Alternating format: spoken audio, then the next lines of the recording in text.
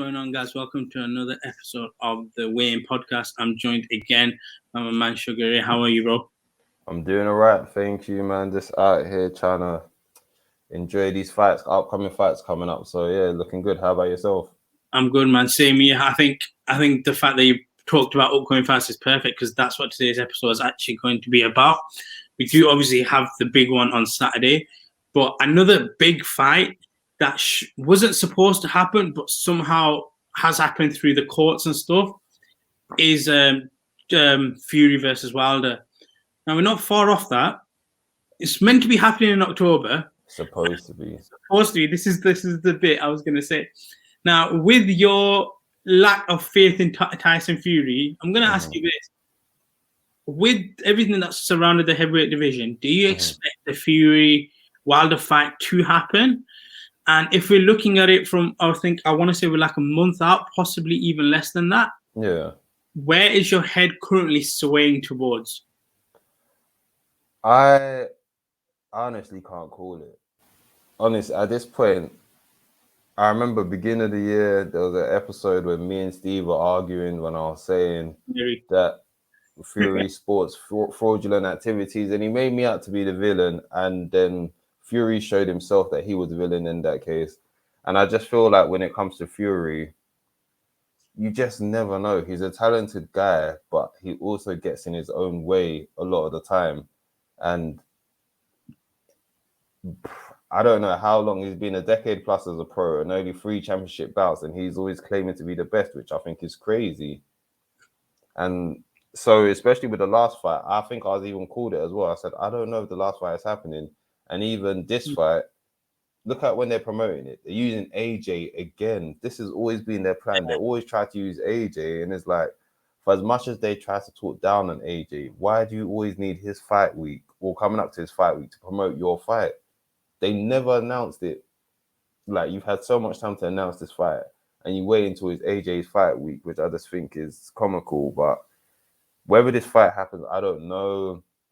Commercial-wise, I think they're just going to have to accept taking a loss at this point. I don't know. I'm going to be the guy as well. I think personally, I don't think this fight's going to sit as well. As much as I'm looking forward to it.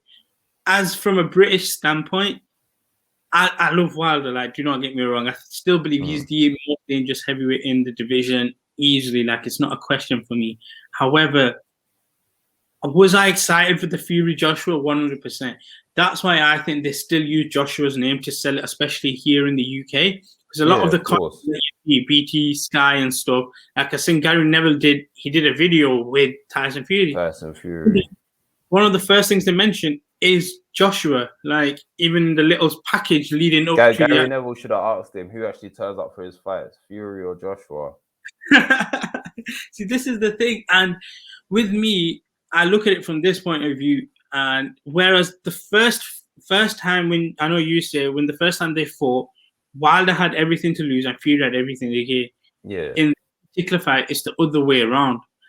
If Wilder does win this fight, which I'm kind of personally leaning towards, I just feel like he's for sure more mistakes. Where do we see Fury Joshua? Because in my personal opinion, I don't personally think this fight's ever going to happen. We will then see Wilder versus Joshua at some particular point. I don't know how they will do that. Yeah. But I think that's going to have to be the match up.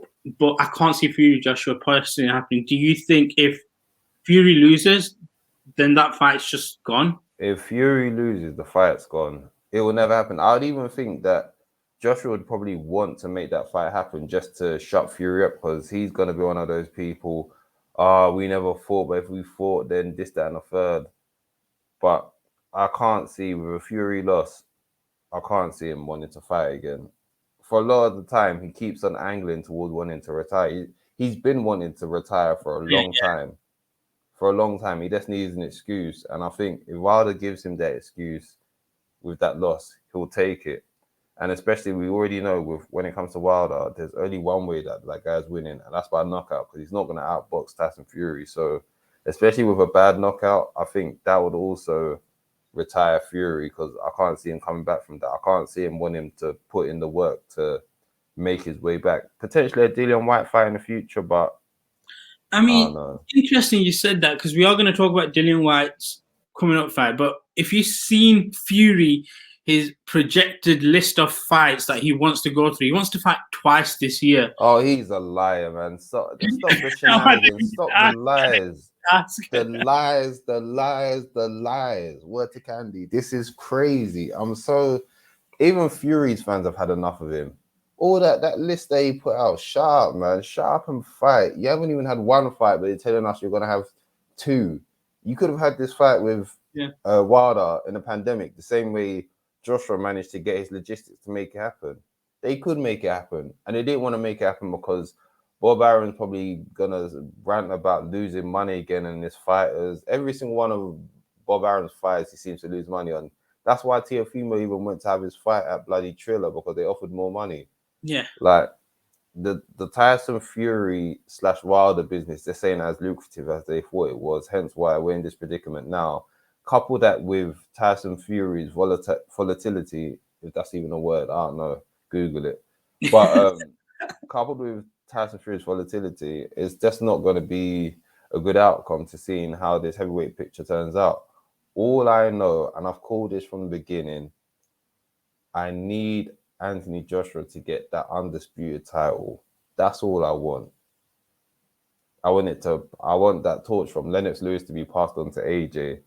And these two, from going on talking about how Anthony Joshua monopolized the heavyweight division, to them now running away from the fight. Because even if Deontay Wilder wins, listen, it's not.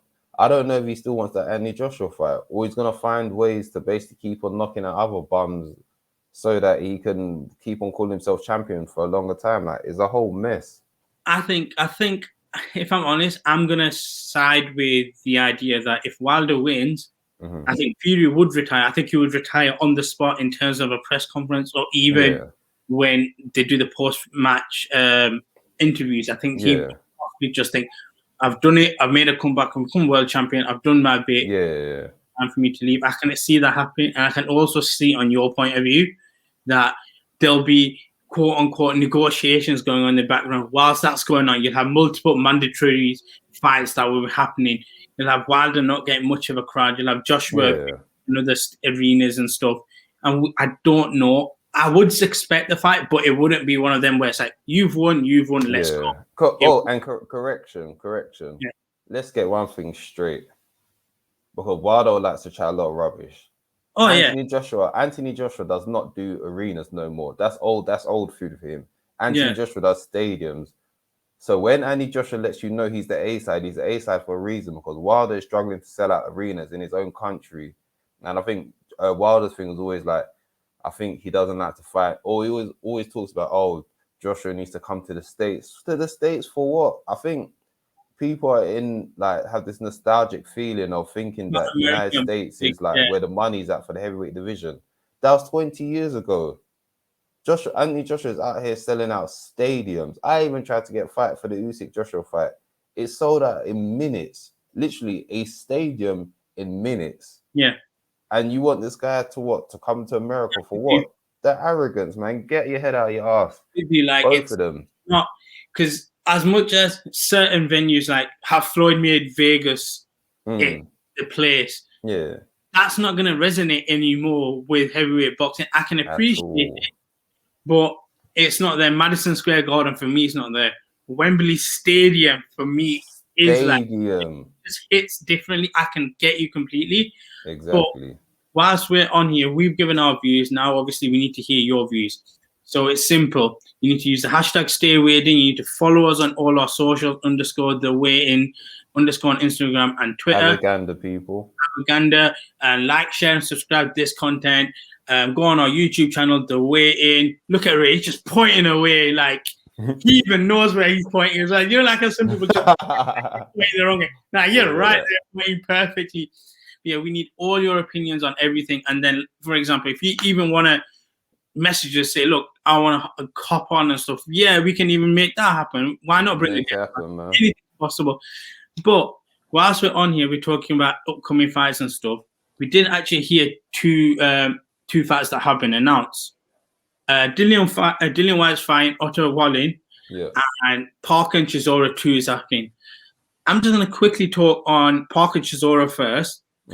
And I think for me, this fight is the fight that was meant to happen for both guys. I think when they say certain guys are just stuck, I think Chisora and Parker kind of are. And based on how the first fight went, it makes sense for it to happen again because it's going to get interest. It's not going to, I don't personally think it'll elevate Parker any higher than where he is if he beats Chisora again. Chisora, if he wins, you might get a trilogy or something. I don't know how long they can long this out for. At all. Both guys are kind of stuck. Do you kind of feel the same way in that? I think, they're both stuck because they're both not world beaters. But at least with Chisora, he's a big enough entity in himself that he draws attention. Now, I don't know how long he can keep on doing that for. Obviously, he's now switched up management. He was with David Hay, which, listen, I think it was a successful. It was a short term, but it was successful. He got him rejuvenated. Now he's with 258 management, which is Anthony Joshua's boxing management team. And I think he's just trying to get the last few big fights he can before. I think Derrick Chisora himself knows that his career is dwindling down in terms of you can't spend too much time in there. And with as controversial as the Joseph Parker fight was, I think that's one reason why this fight could be successful. But at the same time, it also wasn't the most exciting fight. And with Joseph Parker, I think he's in a similar position. Does he have any much juice left to bring out big fights in him? And he's had a very uninspiring fight in his last fight in his native of New Zealand. And I feel like for both of them, it's just more of a thing of, listen, man, let's just have a nice slugfest. Let's get this nice payday near the end of our careers. For either of them, they could retire at any moment within the next year or two. So listen, man, salutes to them. Hope they get their big. I'm a big advocate for fighters getting their pay and their due whilst they're still here, so that they don't have to go on Triller and fight at 58. So, I think it doesn't. I don't want to say that it looked predictable for the fight to happen again, but if you remember at the end of the first fight, the way they had both the post-fight fight interviews and stuff, just looked like it was something that was going to be made again. Yeah, for sure. But let's just quickly touch on Dillian Whyte again, a guy that's, for me, he's just constantly waiting. Yeah. Now he's got a fight against Otto Wallin. To a lot of people, the name isn't anything. But if you remember Tyson Fury's fight against him, where he got the cut prior to the Wilder fight, I believe, everyone was pretty worried about what is going on. I've always been on record. I will still say this: if this wasn't Tyson Fury and it was any other boxer, that fight would have been called off, in my opinion. Oh, with the cut, yeah. You couldn't risk the fact that it was him. Yeah. What I want to just quickly see on this, I think Dillian Whyte will win this quite comfortably. So. Yeah, it's a nice, busy fight. Keeps Dillian's face in front of the public, of course, because there's a big logjam in the heavyweight division because of, Mr. Wonderful himself, Tyson Fury. So I think Dillian Whyte's doing the right thing. There's no need for him to be taking certain dangerous fights and risking his status anymore, because even when he played by the rules, they tried to screw him over. So he's just probably like, do you know what, F it. Why do I have to keep on taking these dangerous fights and I'm not getting my shot? So it's a keep busy fight, keep in front of people's name. Otto Wallin gave Fury a hard time. So I think it will be good for him to get that feather under his cap.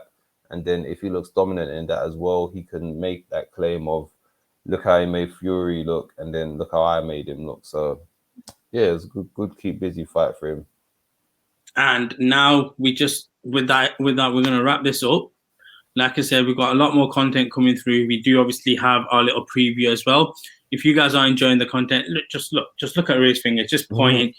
You've got to subscribe to the channel. We've got so much coming out. We want all your comments as well. The Instagram, the Twitter pages, _the Wayne _ you see the socials, just follow the socials, interact with us, let us know how you feel about everything from the heavyweight division to any other divisions that you feel. Once we get hopefully we get our big fight. If we do, you'll see a lot more of that as well. So yeah, just let us know about anything, any boxing stuff that you guys feel. We're happy to interact with you guys. But on that note, I'm gonna appreciate your time again. We've got a couple more videos to come out, and speak to you soon, bro. Peace and love. Peace out, people. Take care.